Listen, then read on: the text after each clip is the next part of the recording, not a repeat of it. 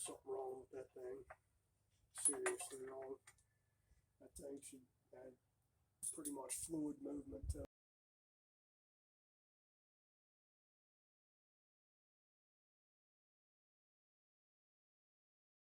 Got my bearing races in there, new races. Got new bearings here. Make sure you wipe everything out really good, clean it with solvent. Usually take a rag and spray some solvent on there and then wipe everything out. I've already packed these bearings in the bearing packer. I'm going to add a little extra grease to them. I like a lot of grease in there. I'm just using the regular wheel bearing grease in here. Use whatever you got. You got the red stuff, blue stuff, brown stuff, doesn't matter. It's just some good quality grease. That's pretty much it. And you're just gonna grease your pivot, or I don't grease, I use Never Seas on the pivot shaft.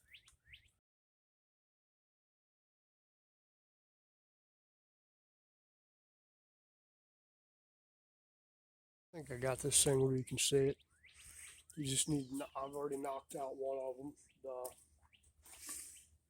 The bushing that goes in here, like this one right here. Well, I got the swing arm off. It's easier to get to. I'm just going to knock these out of here.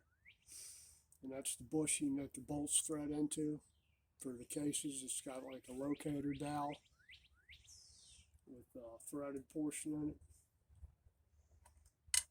You're just going to thread a bolt, thread one of your motor mount bolts part of the way in there. These ones came out pretty damn easy. If you can't get them out easy, you know, take your heat gun and just heat the cases up down here a little bit, and they should tap right out. Now these pivot shafts and axles are coated with some kind of coating that's supposed to protect them.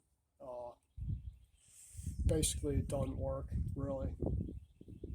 That's why you put, you know, if you get one of these that's been in there, that you end up having to heat it and beat it and heat it and soak it and beat it and beat it and beat it. And what you'll find is the coating came off, and all it's basically corroded inside whatever you're trying to get it out of. So good liberal supply of Never Seas seems to do the trick. And if it is corroded already, you know, take a wire wheel or some Scotch-Brite and clean it up so it slides through nice and easy. It's more like it right there. And then for this side over here, for the bushing that goes in the other side, same thing. You can see this one's got a little bit of corrosion on the end of it. The end sticks out, so it doesn't really matter because that's the part that isn't actually in the bushing. Put you a good coating of Never Seas on that side too.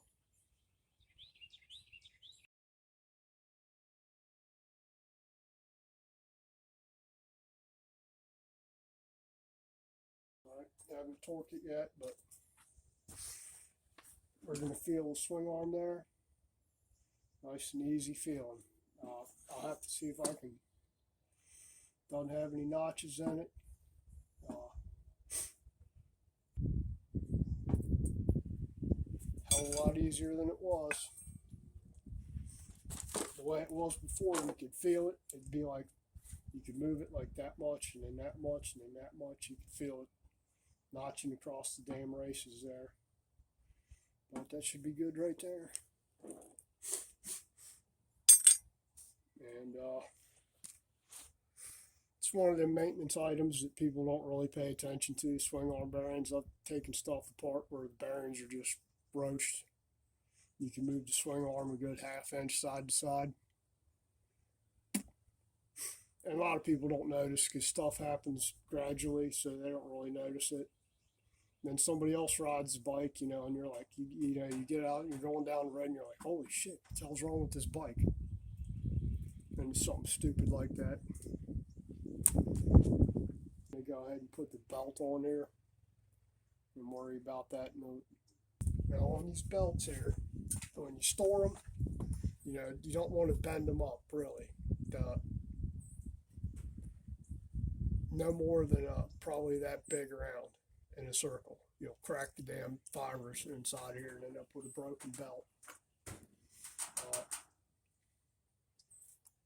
Maybe about 2001, 2001, somewhere in there. I want to say it was 01.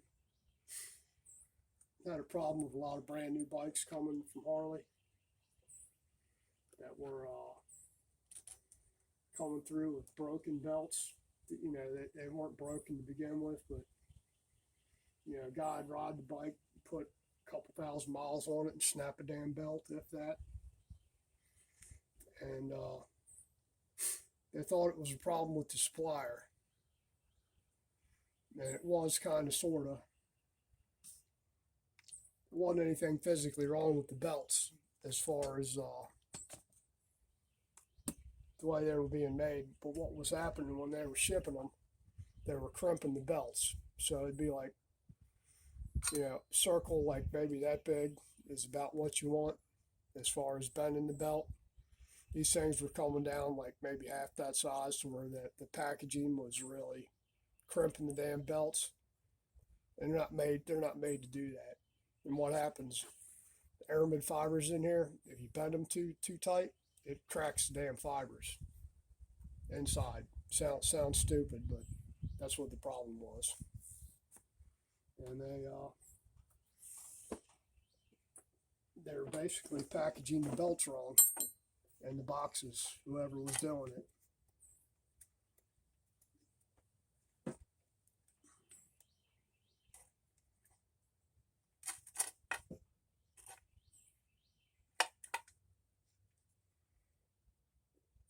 And that's that. I'm just going to leave that shock loose till I get the rear wheel on there.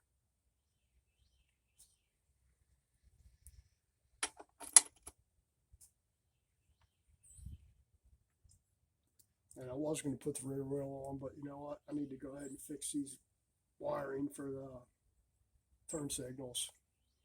So I'm going to stop right here. That's as far as you need to go on the Swingarm installation. Just, you know, pack your bearings if you need to. And I guess the rest of the day I'll be doing finishing up the wiring harness today. Had to get a new ignition switch because there ain't no key for this one.